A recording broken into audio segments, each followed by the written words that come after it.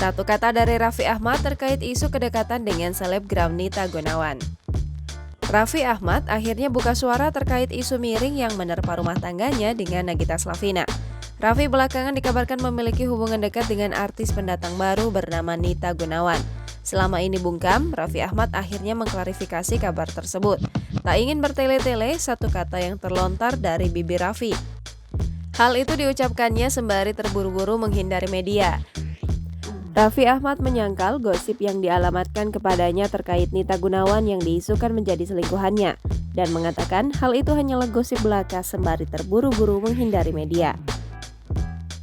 Sebelumnya, Nita Gunawan digosipkan menjadi selingkuhan Raffi Ahmad setelah viral video keduanya tengah berinteraksi di belakang layar suatu acara TV swasta.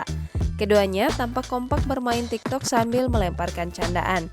Nita Gunawan juga dikabarkan telah beberapa kali mengunjungi Mari Beach Club Bali yang mana klub tersebut dimiliki oleh suami Nagita Slavina.